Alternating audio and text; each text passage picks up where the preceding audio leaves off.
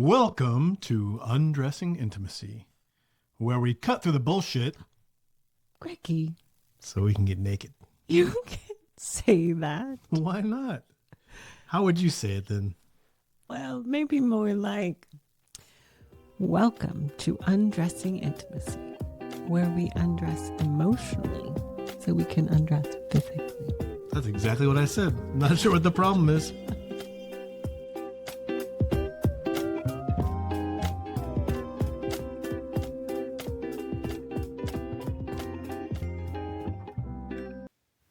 Welcome to episode number 68. A happy new year. Yeah.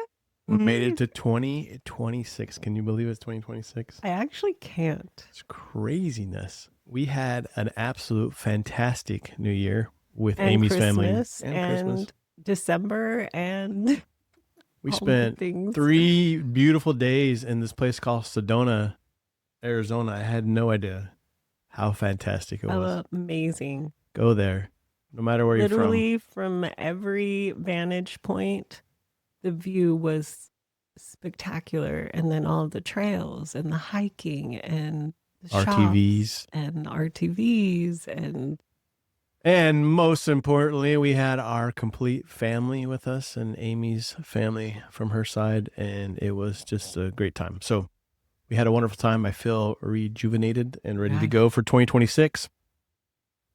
Today, we want to talk about something that we think is really important. It was kind of inspired by us by an article by Esther Perel, one of our besties. I wish she was our bestie, but we love her. She has no idea we I exist. do really appreciate her work. She's one of our mentors, shall we She say. is. She is one of our mentors. We love her work. And we talk a lot about the two buckets of life. We talk about the domestic bucket and the erotic bucket. In marriage. In marriage, yeah, absolutely. And how important it is that we have both. Yes. And oftentimes one spouse falls easier into one and the other spouse falls easier in the other. And that can be part of the conflict. Sort of like the yin and the yang, the masculine and the feminine, the domestic, the erotic. They're two parts of a whole. Yeah. And we're always asked almost every time for some real ways to do things. People like checklists or real actions that they can take. And I get it, because if we're all in the theory, but we never have something we can actually go do, it makes it very difficult for us to see how we can progress. And one of the things that we challenge ourselves with is really being able to transition from the domestic life into the erotic life so that we can have this balance. Mm-hmm. And Esther Perel talked a little about why and how we can do this. And we want to spend some time with you today to talk about this transitioning and what we can do in 2026 to help us in our marriage be able to transition better between the domestic to the erotic. I want to give a shout out first to Esther Perel's book. This podcast isn't really based on it, but if you want to read something amazing by Esther Perel, she wrote Mating in Captivity, and it talks all about balancing this domestic and erotic, and it's a fabulous book. Highly recommend it. Okay, back to the topic. I just had to give a shout out to her. No problem. So many couples that we coach, and ourselves included, really were kind of killing it in the domestic. Like we were, paying our bills and working hard and being parents and kind of all in on that. And that's amazing. Like, bravo. But the shift or the transition into the erotic was just so thorny and rocky and conflict ridden that we really didn't have like a way to even understand how or what or why. And one of the things that Esther Perel talks about is rituals. And the difference between rituals and routines. Routines are the things that we would do in our domestic lives. They're like, the order of things you do when you get up in the morning, or the order of things you do when you go to bed, or the time of day that you generally have dinner. The routines give you a structure to your life. And rituals are what add meaning. And rituals also are what help us move from the domestic to the erotic. Right. The rituals are the ways that we add those meanings that help us move from a routine to something more erotic and alive and meaningful. Yeah, and when you first said ritual to me, I don't know, that triggered me into something else. And I'm like, oh, what does that mean? And I think you had a really great explanation for me this morning about the difference between a routine and ritual around setting the table. You want to tell us that one? Yeah, a routine might be the way that you set the table every day, or that you do set the table every night for dinner, which we do every night before dinner. We set the table, and that is a routine. A ritual would be to add extra meaning to that routine. So if I were to walk in and the table were set with candles and lights and flowers, that would have a different meaning than, oh, it's dinner time tonight. It would have the meaning of, we're about to have a special dinner. This meal will have a different meaning than our routine meal. Right. So this exact same activity that we're doing, we're having dinner, right? Mhm. But because we're adding a ritual on top of it, because we're setting the table with extra special things that have meaning, it comes off as something different, right? And it Mhm. sends that signal that we're trying to engage in a different way. Mhm. And this is what we're trying to talk about, is that it's so easy to get into the routines because there's repeatable, rinse and repeat, rinse and repeat, rinse and repeat. And that allows us to do what we need to do every day and get Mhm. the things done that we need to day. And once we get those set, those make it easy for us to continue to do it. Push play, push play, push play. Where it becomes a struggle is that rituals aren't that way. They're not a rinse and repeat kind of thing. They're more of a thought provoking. How do we transition? How do we put meaning into this? And oftentimes that's where we struggle, right? Because Mhm. we're so busy just getting shit done, right? Just surviving, Yes. that oftentimes the thought of putting a ritual in there within the routine just is overwhelming. So I think about, like, every night I brush my teeth, right? That is a routine. I wash my face, I brush my teeth, I take my nighttime magnesium that I absolutely love, that helps me sleep. But let's say we had been in a fight or a conflict, and if I had then put toothpaste on your toothbrush, it would be like this offering, this ritual that had extra meaning that said, "Hey, I'm still here for you." Wow, that's sexy, man. Tooth on my toothbrush, I might just lose my mind. Or let's say I go walking all the time. I love to go on walks. But if you were to join me sometime, it would be a different ritual, would have different meaning than my routine walk. And so, what I think we're trying to challenge ourselves to do as we come into 2026 is identify some of these rituals that we have in our marriage, because I'm sure you all have them. We have a few of those, and we'll talk about them that have become really important to us that we look forward to each and every day. I think what we're looking to do in 2026 is identify those to make sure that we put time and effort into those so they don't go away, that they're Mhm. important to us. And then also us understanding where are other places that we can add some of the rituals in. Mhm. And can we be cognizant at a time in the middle of our routines to pause and to say, how do we add meaning here? Yes. Like, it's Yes. so easy to get disconnected into the middle of those routines. Yes. What are some of the ways to add meaning? And we wanted to really go through our lives in 2026 and look at ways to add these rituals into it and make it more meaningful. Yes. And that's exactly what a ritual does. I love the way Esther Perel describes it. She talks about rituals as being the vessels that create special meaning or add deeper vulnerability. And that's what creates a we, right? There's me and there's you. And when we're engaged in a ritual, we become a we. Yeah. So let's give you one example we did, and we've talked about this a lot, so you've heard about it a lot. We used to have a routine where we went to bed. We'd do all our things. Amy talked about brushing her teeth. She wants to put toothpaste on my toothbrush. It's really sexy. I'm just getting turned on thinking about it. And those are the routines, right? We take our medicines, we go to the bathroom, we get our jammies on, whatever those routines are we have or you have to go to bed. More recently, in the last few years, we've had a ritual. And that ritual is before we go to bed, we do our emotional sharing. Mm-hmm. And that's what adds that meaning to that night. That's what centers us as a couple. That's what allows us to be vulnerable and share things that we wouldn't normally share or didn't share before.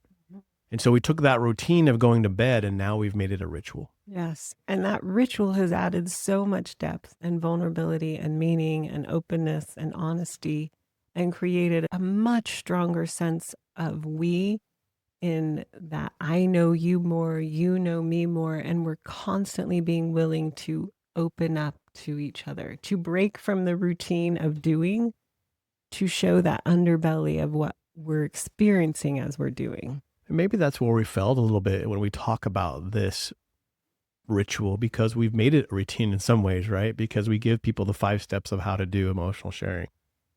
And I say this because I've often found my clients get into this, how's it really supposed to go down? Is this working the right way? Or even more importantly, they get into, I feel like I'm always the one that has to ask whether we're going to do our emotional sharing or not.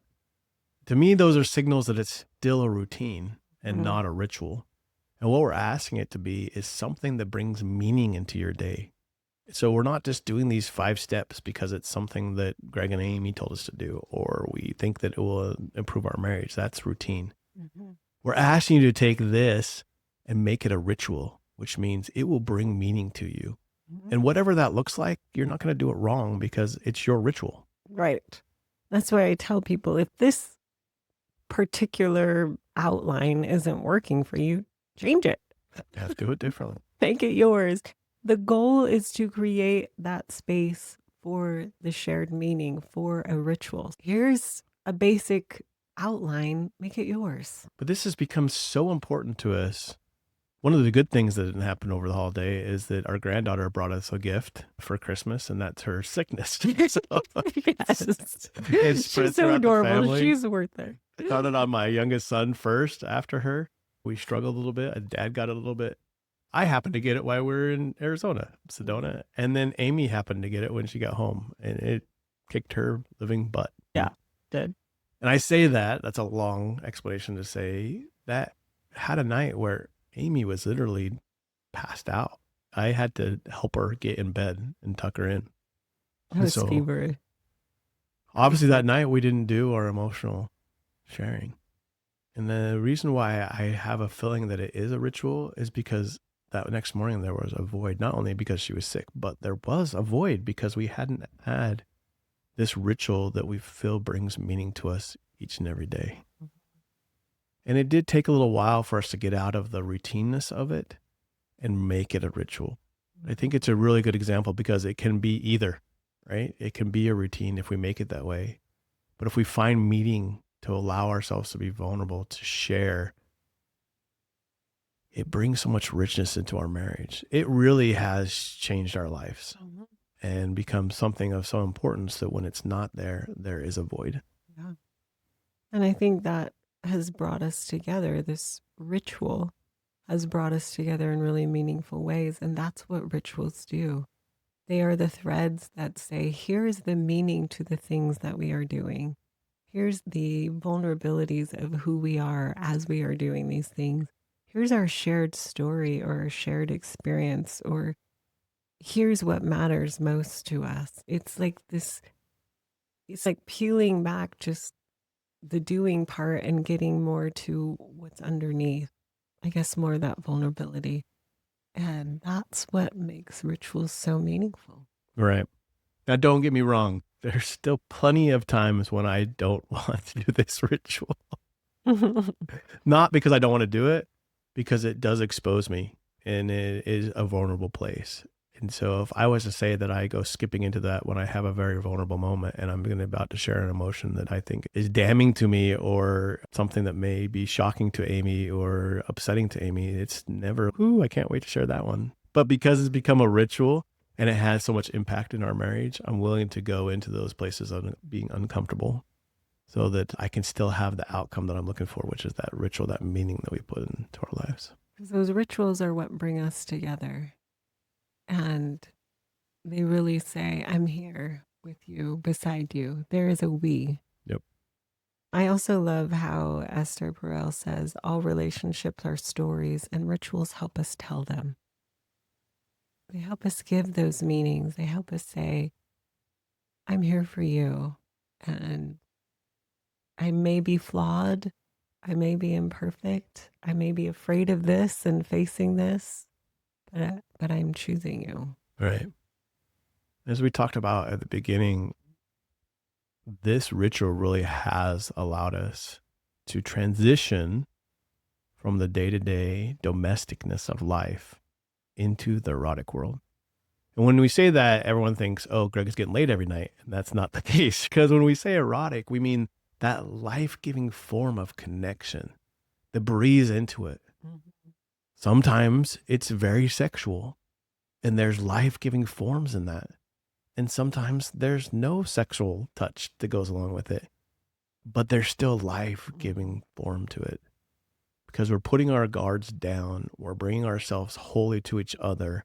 And that's where eroticism breeds and lives and can grow, is in that place. So really, it has become something important for that transition. And then when the moments are right and we have the time and we're together, then it also helps us get to that transition and the sexual eroticism in a place that we'd never been able to get to before. And it's been helpful for that transition in both. I think having the capacity to show yourself is part of that ritual that helps us move into the erotic. Because in the domestic side of life, it's very performative. It's very, let's get this done, let's do this, you've got to be on top of it, let's do all the things. But in the erotic side of life, it's not about performing, it is only about being. And to shift from parent to partner or from parent to lover is about moving from, I've got this all under control, here's all the things I'm doing, to like, here's my mess. Here's my mess. Here's what's really going on. Yes. It's not about presenting in any certain way. It is just about being. And so so much of the doing is about presenting and staying on top of things, or I don't know, like achievements. And those are wonderful. I'm not discouraging or disparaging those. But in order to be in a more intimate, erotic ritual, which, by the way, being sexually intimate is a ritual, but I think a lot of times we keep it in the domestic realm and it is a routine instead of a ritual. Oh, yes. And so in order to bring that vulnerability, to bring that meaning, to bring that eroticism, there has to be a willingness to remove the layers of performance and doing and responsibility and show that authentic self. Oh my goodness, you just struck gold, Amy Lou. Yeah? In my mind, you just struck gold. Tell me. Because even the sexual realm of eroticism can become a routine. Oh, absolutely. And that's where eroticism dies. Yes. That's where the expectation of, I want you to do this position for this many times and I expect you to have an orgasm. That's why it doesn't work, because it's a routine. Yep. It's let's do these 5 steps, have this orgasm, and then I'm okay and you're okay. And a routine is measured by an outcome. It is measured by an outcome. And that's good in the routine world. Yeah. But we've tried to take that structure. If you're doing the dishes, you want the dishes to get done, right? Like that's an outcome. And if they're not clean, then that means it wasn't successful. Right. That is the domestic routine, and that is the goal there. Right. But it kills. We replicate that. We try to replicate that in the erotic side. Yes. And that's why it doesn't work. That's why my high desire friends, that's why when we have all these things that we expect and what we want it to look like, we're making a routine. Yes. And rituals are alive and they breathe on their own. They become their own thing. This is where I struggle too, because in the most wonderful sexual erotic moments, what I enjoy the most, one of the problems I have is I try to replicate it. Like, that was good, let's do it again. In fact, it used to be a real big problem. Yes. Okay, that position, you enjoyed it, like we're doing it for the next 5 days. Yes. Because in my mind, I'm like, we did it, let's rinse and repeat. But as soon as we do that, it's a routine. It becomes a routine. Like, I'm thinking about that. I'm like, okay, now I need to get out of the mindset because last night was fantastic. And now I can't rinse and repeat on that because it'll become a routine. This is huge. This is really eye-opening to myself of why it fails. Because it lacks the meaning of us. Yes. and the collaboration of And us. we change day to day, moment to moment, emotionally, mentally, physically. And so, in order for it to be erotic, it has to be who Oh. we are at that moment. And there can be a greater blessing than if you have someone that's willing to change with you or to engage in that differentness from day to day.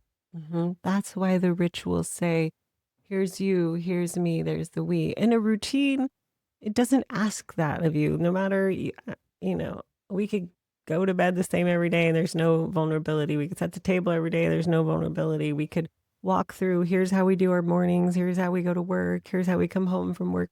And they can lack meaning. They can be done without that vulnerability and without showing who and where you are. Okay, my mind's blowing up over here. Like Okay. just literally blowing up. Sorry, this is live blow up here. Tell me your blow up. But then this makes so much sense because it's in those moments of differences where we apply rituals. That means this is us. That literally we're choosing. We're choosing to put down our routine. We're choosing to put down, hey, I got laid last night and that was awesome. Let's do it over and over again. To be willing to learn again how to choose you and engage you. And ultimately, like I said, I've never, ever gotten down to the raw basic of what someone wants. And that's to be chosen. To be chosen. And I think what you choose and who you are changes. I mean, obviously, we have an essence of us that is constant, but we are ebbing and flowing through life and having all different experiences and emotions every day, all day long. Ahas and insights and struggles and challenges. All of those combine to be who we are in that moment. And that's what we need to bring. That's who we are, right? And so if you aren't making space for that, you're just in a routine. And if I can put down my need to try to replicate and be willing to be vulnerable in each of those routines every time, that's where eroticism is. Well, I think the wanting to repeat it, that's a routine part, right? That's what I'm saying. So I need to change my mindset, because when we strike gold, and I thought that is just absolutely fantastic, amazing. Like I could say, let's rinse and repeat last night over and over again, right? For the next 20 days, I will do it. And that's kind of where my mind was at after last night. And so I'm living in the moment right now thinking, oh my gosh, I'm about to step in to try to make last night a routine. Yeah. And what would that do? That would kill the eroticism. Right. And we have changed from last night to this morning to tonight. We will be in different places with different experiences. And the joy of being with you is being able to be flexible and choose you in that moment of what tonight brings. Like, Yes. Where are you at tonight? Yes. And who are you? That's eroticism. That is eroticism. Right. It's not a routine. Not the positions, not the 3 steps that got us there. Yes. And it's way more vulnerable. And there's a lot more risk. Yes. Because when we have routine, we think we can rinse and repeat, and we can repeat it. It's like going back to business, right? We try to push out all the risks to a project. If we can repeat the steps and have the checklist, then we can make sure that it's done in a certain way and we get the result we want and we get it in the time we want. But that does not work in an erotic relationship. No. What have I been failing for all these years? You've been failing. You can, however, create a container that says this space is for us, and whomever we are in this space, we will find each other in it. That's a ritual. A routine is we're going to have this time. We do A, then we do B, then we do C, then we do D. And that's a perfect segue into what I think our next major ritual is.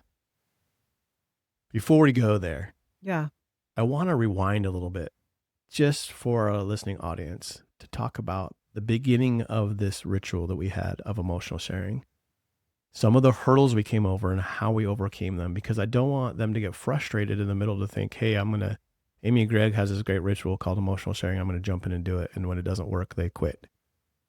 So we learned about this ritual from a couple at a retreat. Like that 3 we were, years yeah, ago? that we were coaching. It was fantastic. We were coaching Wow. this couple, and they told us about this ritual that they do, and it blew our. It was one of those moments that you're having with me right now, when my mind was like, Yes. and we're like, holy cow, this makes a lot of sense. And so we decided to implement it into our own lives. But the trick is not making it a routine.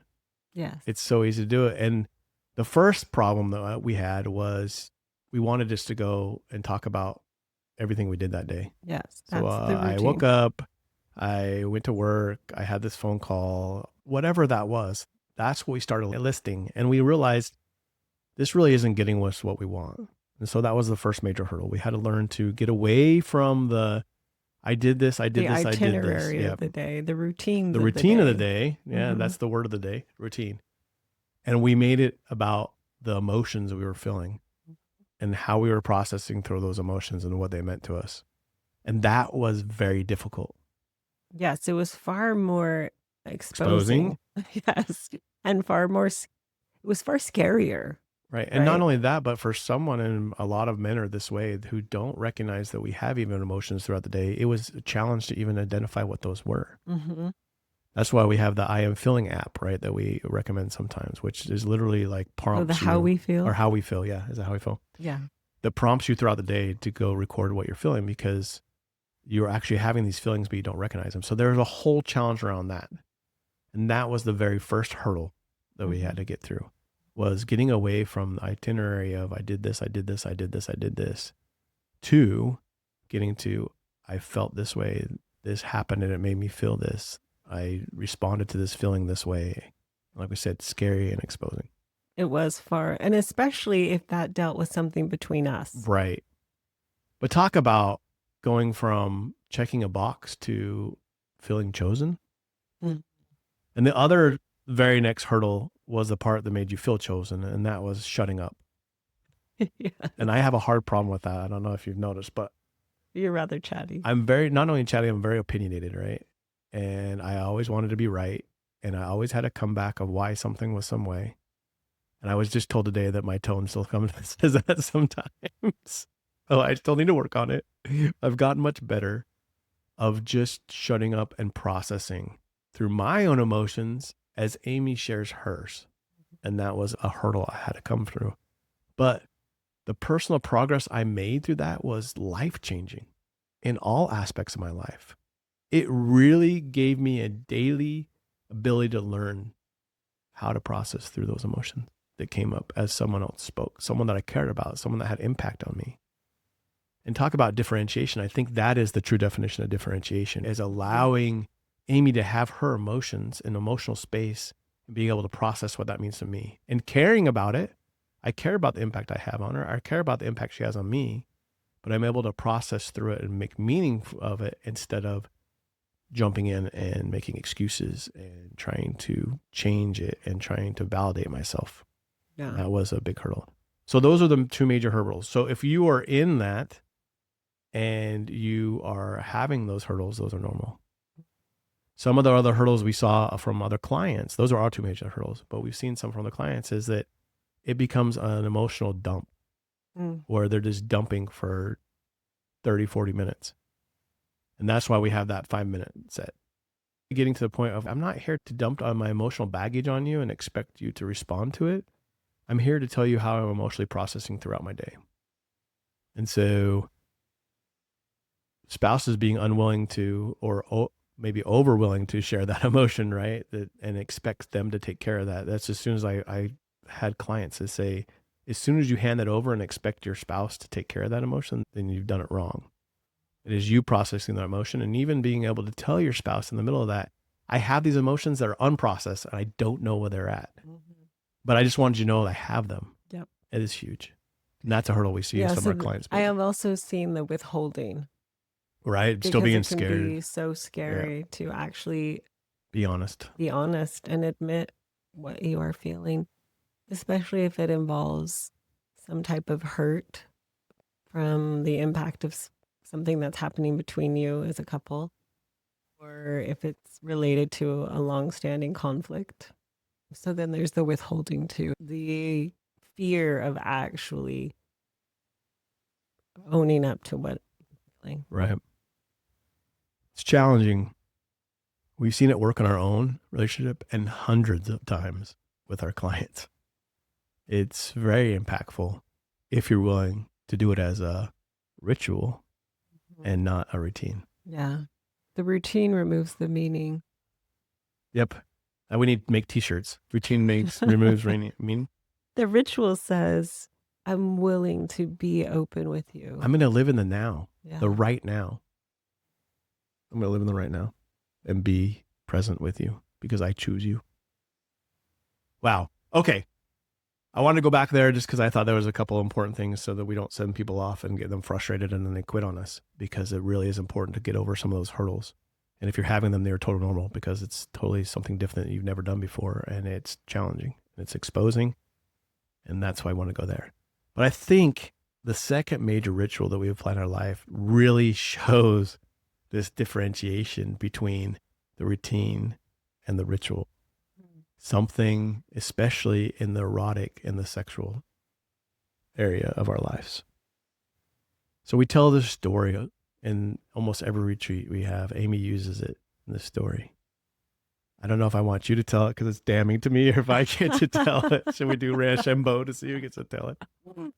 Do you care? Do you want to tell it? Do you want I don't care who tells it. Okay. So I love Amy. I love Amy and I love her body. And every morning I would roll over and I would try to snuggle her. And the first thing I do is I grab her boob. And it literally pissed her off. Yep. So mad. Irate. Grunt. I think is a good word. What are you doing? Slapping my hand away. How dare you? What I was peacefully sleeping. Oh, he woke me up and he touched my boob. My boobs are off limits right now. Now think of it from my perspective. This is the thing that I love most, to be close to her. And I want to have this time with her. But obviously I had made it a routine, not a ritual. And because it didn't have a shared there was meaning. not a shared meaning. But that was so damaging to me too. It felt so rejecting. I felt if Amy truly loved me and chose me, she'd want me to roll over in the morning and grab her boob. Like she couldn't wait to get the morning here because that would be her favorite thing of the day. If only she loved me like that. And so we struggled for years. This was contention. Talk about starting the day off wrong. Behind that grab was validation. I am needy. I need you to tell me I'm enough. Yep. Are you choosing me? Like there was a lot of things There happening. was baggage, all kinds of baggage, for sure. For sure. And I didn't respond well either. Like, No. And neither of us ever had a conversation about it. We just played it out. No, you just grunted. I got rejected. I pouted and started. We did it rinse and repeat. Yeah, rinse and repeat. It was a routine, a shitty routine. Yeah, terrible. It was awful. It was a routine. And so as we started learning about ourselves and our sexuality, and Amy started finding her desires and what her body meant to her, and I started finding out that I had validation problems and I needed to fix those problems and work through this. We literally have a ritual where I roll over in the morning and I grab baby's boob. But it is no longer a routine. And it is all those things I dreamed about before, because we took it out of the routine. We took out the meaning behind it. We took about, I had to do something. I had to have an expectation about this. And it really is just a cuddle, a closeness. You know, we talk about it being more than cuddling, less than sex, right? Mm-hmm. And it really is in those moments of simmering that we simmer each other, that we are able to enjoy each other in a sexual way that doesn't lead to absolutely anything other than just enjoying each other in a sexual way. Mm-hmm. But I think it's the perfect example of what once was a routine and caused this major rift and problems in our marriage is now a ritual that causes us probably one of the most bonding moments we have every day. Yeah. Did I tell it okay? You did great. All right. Do you want to add anything? I was just thinking as you were talking, what really gave it the shift from routine to ritual. I'm trying to identify, and I think so much of it was the meaning of what was happening. And that's, again, rituals they help things become meaningful. And the meaning now is about togetherness, choosing partnership, support. When it was a routine, it was about taking demands, performance. And so it was really identifying what were some of the meanings of what was happening between us and then allowing those to shift. Yeah. And it, just like before, it wasn't like it happened overnight. Amy's like, ooh, ooh, grab my poop. This is great. It's not how it happened. It took a lot of hard coming to Jesus moments of who we were and what we wanted for ourselves and how we wanted that to apply as a couple. And what did we want this erotic relationship to look like? And as I said before, it was really the discovering of my validation problem and knowing that I was reaching out of neediness, not out of wanting to connect in any meaningful way. So I was trying to extract that out of Amy. And in the same realm, she was pushing me away because she had no idea that her body was even desirable and could bring her any pleasure at all, because she was in this whole thing for me and my pleasure instead of her own. So there was a lot of work to go around getting rid of those two major hurdles for us to make this a ritual instead of a routine. And so I'm not saying that, hey, go grab your wife's boob tomorrow morning and it's going to be great. It might be. Congratulations. But I'm saying that because I think it's the perfect example of doing the same thing and having it be a routine and then changing the underlying meanings behind it and making it a ritual. Again, relationship is a shared story. And in order for it to have meaning that was like a ritual, we needed to have the same story, the same meanings. Yeah. And I remember there was a period after where I just got tired of it. So I wouldn't even roll over and touch you in the morning at all. Right. So But that's your but that's reaction. not, no, I'm not saying that's how I do it. That's my going from enmeshed to toxic independent. That was my Right. toxic independence. Like, fine. Right. Like, I won't even touch you then. Like, because if I touch you, then it'll be all wrong. Right. And that's so normal. I see it so many clients that when you're so enmeshed and tied up together in that enmeshment, where we were, like, we couldn't even breathe without it impacting each other. Right. That you're going to find yourself moving towards that toxic independence. And it's pretty normal as long as you don't stay there forever, right? But that's where I went. I'm not going to touch you. Like, you go have your day, fine. I'll have mine, fine. But I think what a simmer helps support is that transition from all of the responsibilities of domestic life into the being and experiencing of erotic. It is that transition again from parent to partner or parent to lover. And I think that couples can do this in many, many, many, many ways. And since each relationship is their own story, it is what ritual do you want to help create to help you make these transitions, to help both of you understand here's where we go from all of the responsibilities of the day to this special erotic space that is about us, that there's a we instead of just a me and a you, that it's our time, it's our replenishing, maybe it's our play or our joy or enjoyment or pleasure. Like, what kind of rituals would help you transition as a couple? And that's where I ask a lot of couples, help them sort of identify and practice and try out different things to find out what helps them shift, what helps them go from all the duties and responsibilities into this space of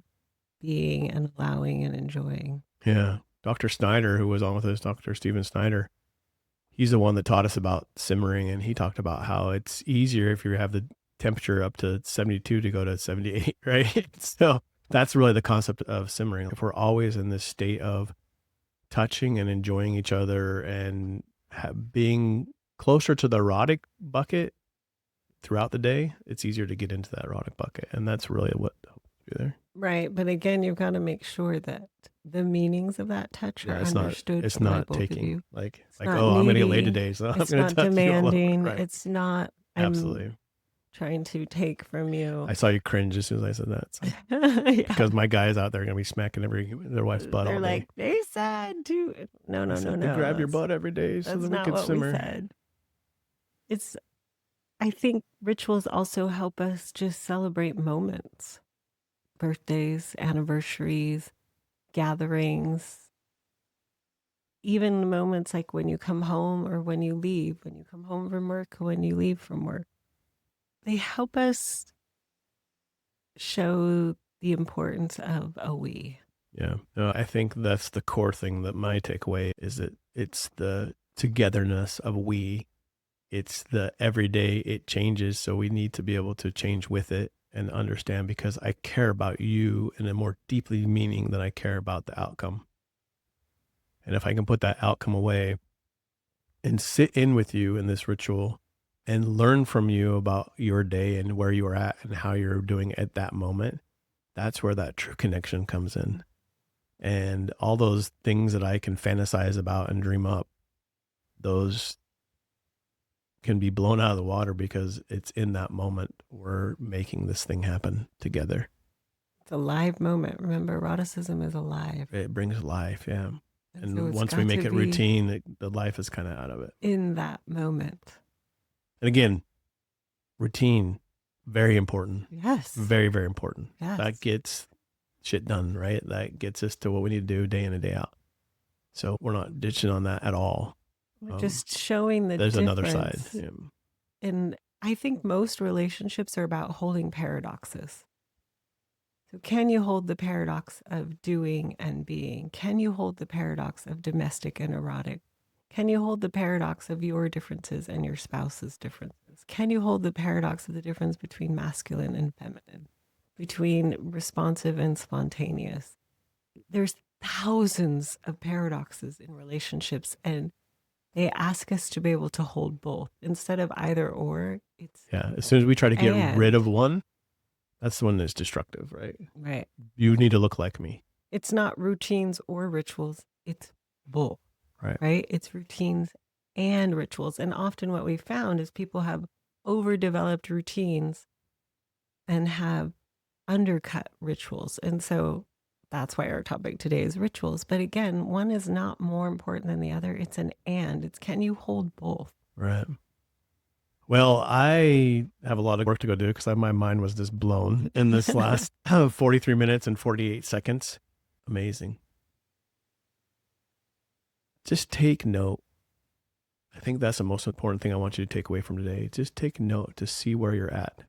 What are your routines that happen day in and day out? Do you have rituals? Are you missing rituals? Where can you add rituals in? How can you add the meaning to a relationship that breaks that routine? Yeah, sometimes a ritual is actually breaking a routine, right?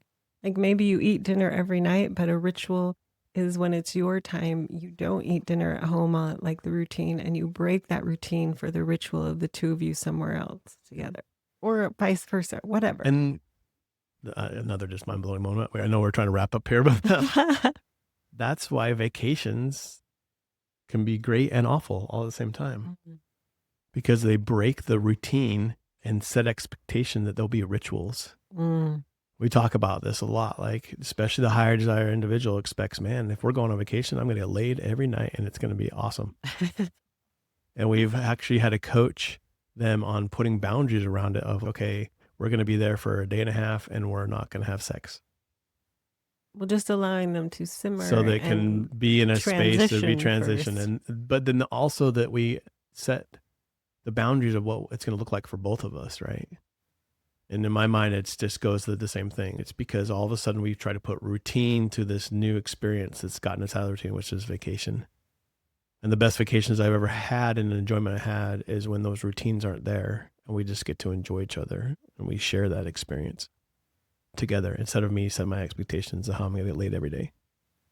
So anyway, there's probably hundreds and hundreds of examples that we could come with. They're just flowing through my mind right now. But really take a moment to look and see in your lives where those routines are at, where we can add rituals in, what are some of the things that can help us get to that vulnerable space of choosing each other and being in the now of what it means to choose each other in that moment. to highlight the vulnerability, to highlight the specialness of the relationship that exists between you. And by highlighting, I'm not saying sameness. You are two very, very different people.